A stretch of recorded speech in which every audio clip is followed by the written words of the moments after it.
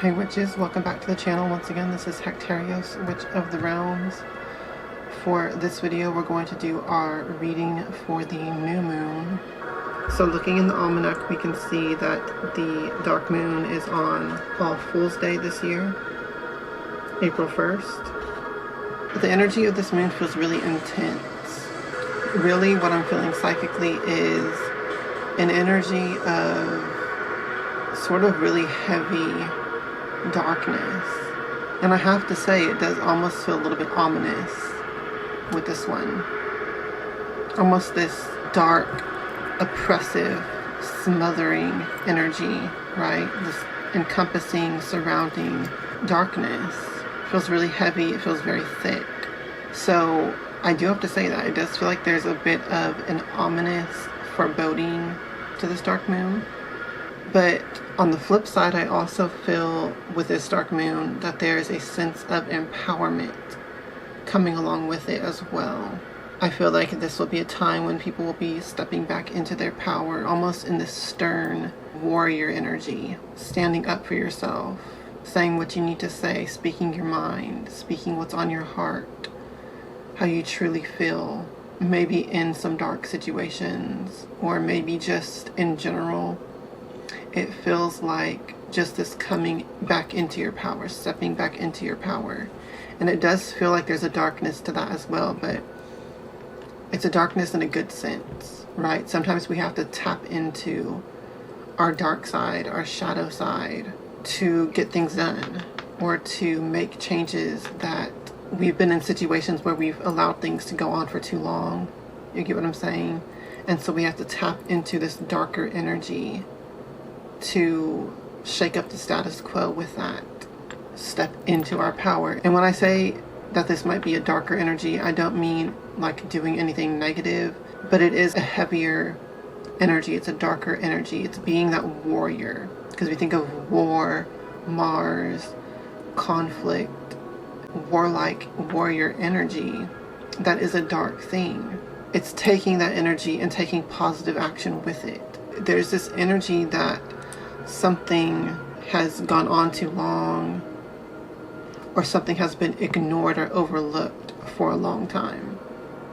It's one of those two energies, or both. And this stepping back into your power, stepping into this warrior, darker energy, is addressing whatever that is, whether that is something that you've allowed to go on too long, or something that you've ignored and overlooked and lost touch with within yourself. This is stepping back into that energy or addressing that in some way. So there could be some sort of revelation with this dark moon. Self-revelation. Dark moon is occurring on April 1st, and it's actually a void of course moon. You see that? That's Pisces right there. The moon is actually in Cetus here. It's void of course at the time of dark moon, new moon. However, it does have a little bit of Pisces energy with it, because you can see that the moon is going from this section of Pisces and through the void of course and then back into Pisces. So I will be talking about the Pisces energy, but first I want to talk about this void of course energy and what this brings. The void of course moon is something that has been in contention quite a bit in astrology. Some people think it's a very negative energy, like you shouldn't cast spells or make any choices or do anything during the void of course moon, because it's going to bring a sense of chaos and frustration, and things won't work out as you want. Some people say that, right? For me, I have always felt that the void of course moon is very much in alignment with chaos energy, but I don't view that as a negative thing. I view that as something positive, because it's an energy of potential. It's the energy of the void. It's an energy of chaos and potentiality that can come out of that. It's everything. That's what chaos is. It's everything all at once, right? So it's potentiality. It's potential. It's the void energy, the abyss. And there's always going to be people that view that as a negative thing. But there's always going to be people more like me who view that as something, as just another energy source that you can tap into. when necessary, right? So that's how I view the void of course moon. I view it as tapping into that abyss, tapping into that chaos, tapping into that void and potentiality and that darkness as a creative force. That's how I view the void of course moon. And in Cetus, if you don't know the story of Andromeda and Perseus, you can go, research that story, look it up, read about it. Cetus is the depiction of the sea monster that is actually defeated by Perseus in order to save Andromeda from being sacrificed to it. In some ways, you could tie that story to sort of like a reality check energy, because that whole thing comes about because Andromeda's mother, Cassiopeia, however you pronounce that, was a vain woman and thought that she was more beautiful, and stated and proclaimed that she was more beautiful than all of Poseidon's nymphs, daughters, I believe. And because of that, Poseidon was angered and the nymphs were angered, and so Poseidon sent Cetus, the sea monster, to go and destroy the city that Cassiopeia was the queen over. And so in order to avert this disaster, they decided to sacrifice their daughter Andromeda instead. But Perseus comes along, saves her, and kills the sea monster regardless. But there's that energy of sort of Cassiopeia being this vain mother, right? This vain queen who insults the gods and the nymphs and gets a reality check because of it. So I feel like that could be sort of this energy, like I was saying, with revelations coming to the surface or coming out. There's this energy that things could be exposed, a reality check. Okay, that type of energy could be coming along with this as well. So this could be a call to do some shadow work, to make sure that there's nothing fishy going on with whatever this energy is touching base with. So this could be, a call to touch base with yourself, do a reality check, make sure that there's nothing funky going on with your energy, and embrace whatever this revelation exposing type energy is and allow it to enlighten you, right? Don't come into conflict with this energy. Don't fight it. Embrace it and allow it to enlighten you in some way, because it is a positive energy in that regard, if taken that way. Okay, so that's my sort of input on the void of course moon, and in particular this void of course happening in Cetus. There is other constellations where the moon goes void of course. It's not just Cetus. So there's different energies to each constellation that the moon goes void of course in. So this is just in the Cetus constellation. This is my input, my interpretation of that energy. So yeah, be aware of that. Now I will touch base on the energy of Pisces, because once again, this moon will also have some Pisces energy going on with it. You can see Mercury is there, the sun, they are both in Pisces. So there's this energy of dreaminess, psychic energy, divination, things to do with the soul, past life, regression, past life memories, things like that. All of the energy of that like psychic, dreamy reality world, the astral realm, right? That's the energy of Pisces. When the moon is waning, when it's in its dark aspect, like it is with this alignment, there could be, once again, the exposure of deceptions, the shattering of illusions. Once again, that could be something like a reality check, like self-imposed deceit, illusions of grandeur, self-illusions. And those can be a lot of things that take away our power in some way, shape, or form. You can deceive yourself into being powerless in a situation. You can create these different fears and illusions in your reality, or rather in your mental space, that hold you back from something greater, something more. So there's a lot of different ways that self-deceptions and illusions can trip us up and hold us down or hold us back or harm us in some way, shape, or form. Harm our spirit, harm our growth, harm our advancement. So this could be another aspect that, that exposing energy is coming in to shatter those things, shatter those illusions, break you free, shake you out of self-deception, so that you can have clarity and, you know, take better action and think clearly and things like that. So that's another energy with this, in particular with this being in Pisces. And seeing that Mercury is here, this could come in many forms. Maybe someone tells you this. Maybe there's some sort of conversation or discussion or even argument that reveals to you your own self-deceptions or these illusions that you've let yourself be caught up in that are harming you. That could be part of this. With Mercury there, that communication aspect. Someone could be giving you these messages. And there could be, like I said, a sense of conflict or war or arguing. But this is actually something that you should embrace, these messages that are coming in. Whether if it's through other people, through your own dreams, through psychic insights, through spirit communication, through your own self-reflection that you're just realizing these things. Whatever way that this information comes to you, embrace it. Don't fight it. And integrate it. Because we have the sun and the moon here.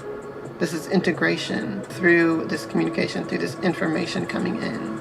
And once again, with it being in Pisces, this could be through your dreams, through your spirit communication, through psychic information, through this reading, through, you know, in any way that this information comes to you in that type of dreamy, psychic energy. Or it could be through communication, once again, from someone else, from something else. Another thing that I want to point out, we still have Venus and Mars conjunct with Saturn in Capricorn, but Venus is slowly moving away. It's getting out of this energy. It's not quite there yet. So once again, this is that conflict energy that I was talking about here, because we have Mars and Saturn. These are the greater and lesser misfortunes in astrology, and they're conjunct together in Capricorn. This a highly negative energy here, especially when Saturn rules Capricorn, right? So it's a very heavy negative energy, and that could be partially why I'm feeling why this dark moon in particular is so dark and might have this like thick oppressive energy. But Venus is there, and Venus is the lesser fortune, so it's opposing this energy. So there could be an energy of conflict. Things are at odds once again. Almost this off balance, off kilter energy, bringing in some goodness with this heavier, darker energy. And Capricorn is the sign of structure, responsibilities and obligations, things that are the status quo, long lasting, stable type energies and things and situations. So there's some sort of conflict going on with this energy, restructuring, because once again, when Saturn's there, it talks about breakdown and restructure to the status quo, to something that's been ongoing for a long time. There's also an energy of boundaries and limitations with Saturn and with Capricorn. So once again, this could be something that you have allowed to ongo for too long, or something that you've overlooked and ignored for too long, and you need to put better focus and intention on it to resolve whatever that is. Capricorn also rules over, you know, business, money, and finances. Capricorn is the sign of ambition, career, politics, things like that as well. So that's something else to be aware of, and how that could possibly play out in the world energies going on at this time. I don't want to be all negative, though. There is positive energy here with Venus being present. Okay, Venus actually brings a lot of light and positive energy to this. If Venus wasn't there, I would be like, you're in danger, girl. But with Venus being here, it's more like, okay, there's a positive aspect to this. There's positive changes happening with this energy. Whatever this breakdown is, it needs to happen for the positive energy to come in and change for the better, right? So that's what we have going on there, and I do feel like that needs to be noted. Okay, so that's going to be all for the astrology part of the reading. Now we'll go ahead and get into the cards and what they have to say. I'm going to be using the Lumina Tarot by Inner Hue, And I will also pull some Starseed Oracle cards. Now I align myself with the Most High God and the Holy Spirit Hecate. Please communicate the truth to me through these cards so that I may be guided for the highest good of all. Thank you, and so mote it be.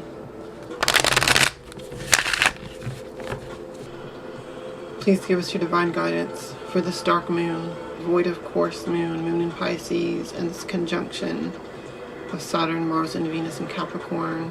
What do we need to know or do or be aware of at this time so that we can use these energies for our highest good, greatest success, and joy? Please give us your divine guidance now. Thank you, and so mote it be.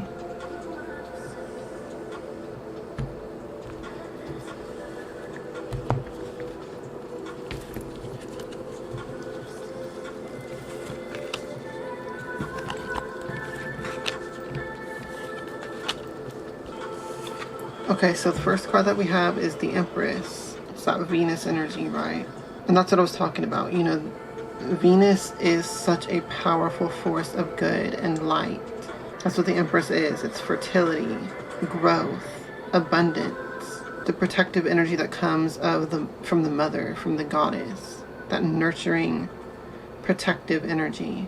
This is the queen bee. This is the mother bear. This brings a lot of positive energy to the reading, just like it does to the conjunction in Capricorn. The Empress speaks of abundance, prosperity, busy bees, productive, producing honey, working. That's part of the energy here. So when the Empress appears, it's a creative force, the creator goddess, the creatrix. That's what we have here. There's a creative power backing us, supporting us, showing us the way towards growth. There's a lot of healing energy with this. The life force of the earth, of the cosmos, within ourselves. So allow that to flow through you, flow into your life at this time. Embrace it within and without. The next card is the Wheel of Fortune. Once again, we see the moon and the sun coming into alignment.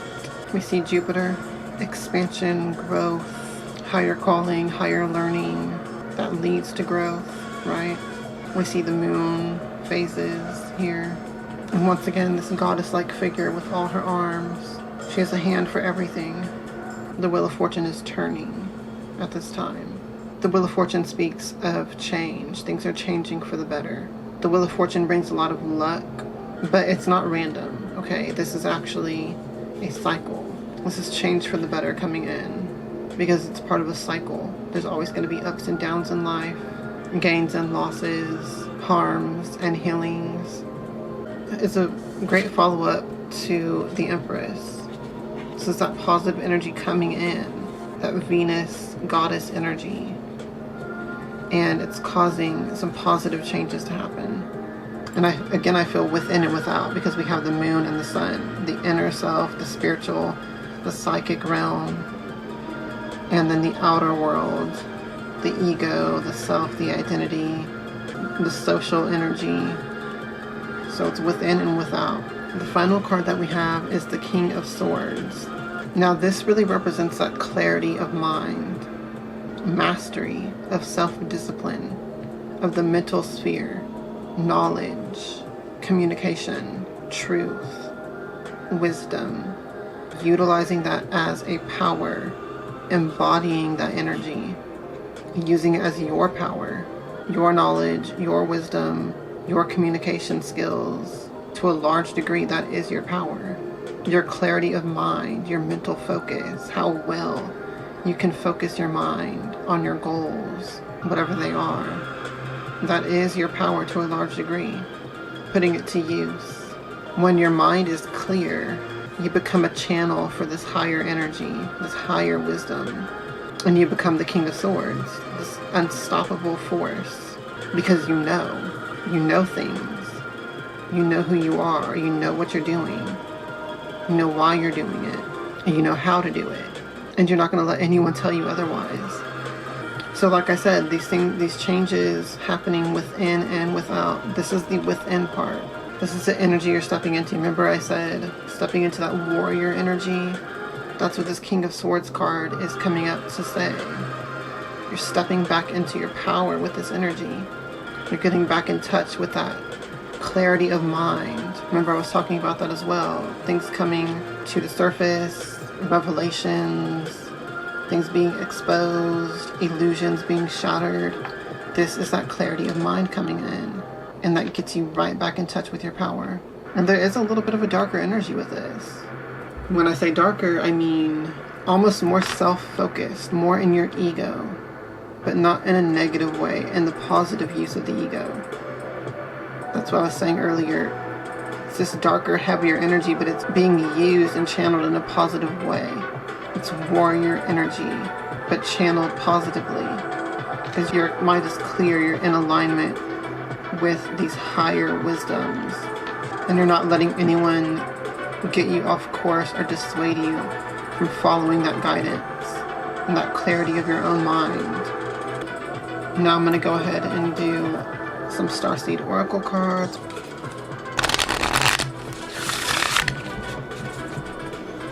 Now I call out to Starseeds, the fairies, all the beings of light of the cosmos. Come forward now and give your guidance through these cards. Anything else that we should know or be aware of or do with these energies of this dark moon and alignment conjunction of Venus, Mars, and Saturn and Capricorn.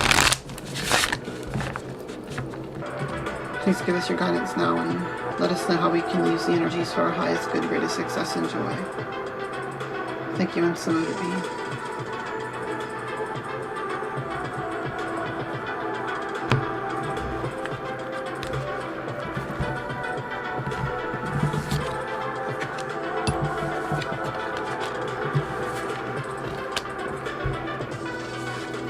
For the Empress, we have weight of the world, boundaries, let it go. It's not yours to carry. When I was talking about Saturn and Capricorn, the breakdown of things, limitations and boundaries there, things that you've been letting go on too long, or things that you've overlooked and ignored for too long that you need to address now, that very much is highlighted with this energy here as well. So we're being called to release these energies because we're carrying things that we shouldn't be. And this also, I feel, ties in with the shattering of illusions and self-deceptions, or illusions and deceptions that others have placed on us. Breaking through that, clearing that up, getting clarity of mind also is part of this, of letting things go that we shouldn't be carrying. For the Wheel of Fortune, we have deep cellular healing, Arcturus energy, physical and emotional healing. And this evokes a feeling that healing is a journey, right? There's this hallway here that you have to walk down. Healing is a journey, it's a process that really never ends. Your healing is tied in with your spiritual journey, your soul's growth. That is also healing. And this fits perfectly with these changes for the better that are coming, within and without. As we heal, as we grow, as we change through that process, deep cellular healing, we are changing through our healing journey. That brings change, not only within us, but around us in our lives as well. Why? Because when we change what we tolerate, we change what we accept, what we settle for, right? As we heal, as we grow, it changes us. And that changes how we act. That changes our actions. That changes what we accept. Physical and emotional healing, within and without. Within and without. The moon and the sun. The final card that we have for the King of Swords is the Seas of Mintaka. Seeing potential, bringing unconsciousness to light. This is clarity of mind, bringing unconsciousness to light. That shadow work, seeing potential, stepping into that warrior energy, that shadow work, undoing illusions, deceptions, exposing the truth, bringing unconsciousness to light. That's what this is, okay? It's getting in touch with that energy, awakening, enlightening in whatever way that means. Okay, now we're going to go ahead and go through the book meanings of each card. We have the weight of the world. You don't need to carry it all. You're no good to anyone if you're running on empty and bogged down by the weight of the world.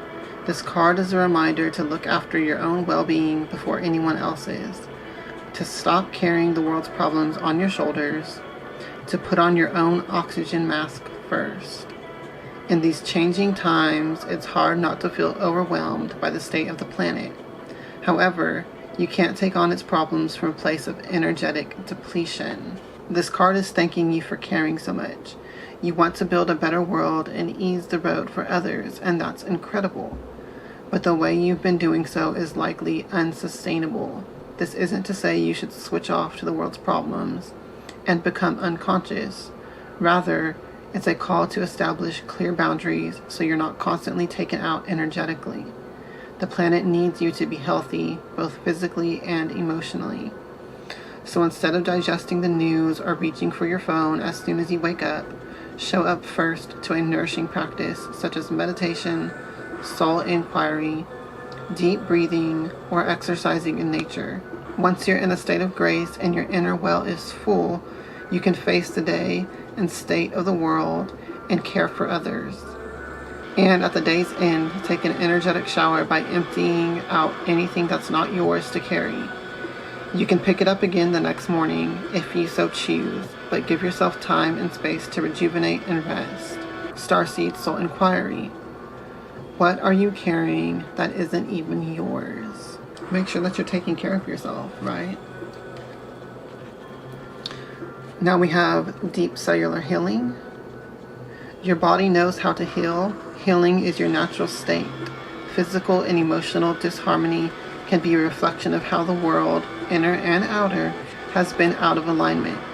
If you're suffering from a mystery or chronic illness, don't allow yourself to think you've done something wrong. Today, it's difficult to navigate our health. If this card has made its way to you, you're being called to focus on your healing in practical ways, to prioritize your health, to be kind and tender to your miraculous body, to give yourself the grounding and care you need, to put your body first, to nourish yourself as you would a newborn baby, to treat yourself with tender care. You may be called to switch things up with your body or your emotional well-being, to call in a team of helpers to support you in navigating any challenges you may be experiencing emotionally. The Arcturians are a galactic group of beings who have mastered deep cellular and emotional healing. They want you to know that it's possible to feel vibrant in your body and well in your skin, to have your cells return to effervescence and vitality, to find calmness and contentedness, to have a soothed nervous system and a tranquil heart. Starseed activation. I take back my vitality and energy and feel more and more healthy each and every day. My body knows how to heal. My body knows how to heal. So you might want to include that in your daily mantras or affirmations.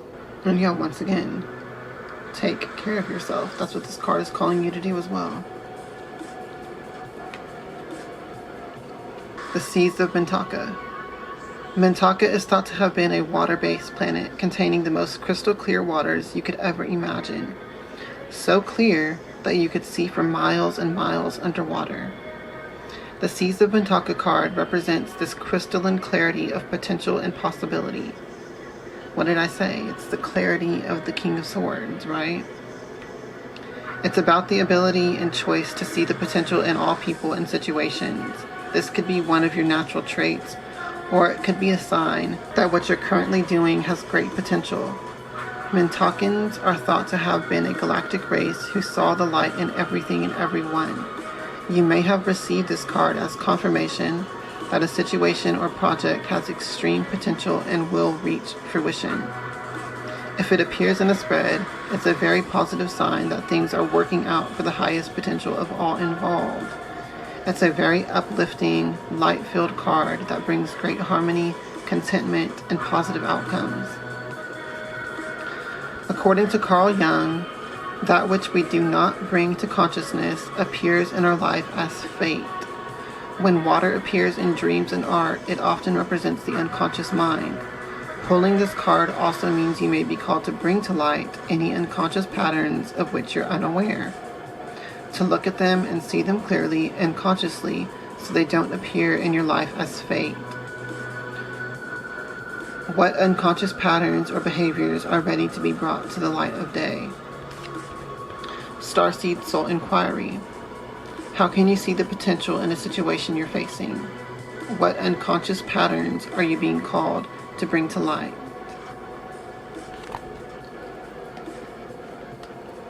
Okay, so again, you know, this energy is just confirming what the other cards have already said, right?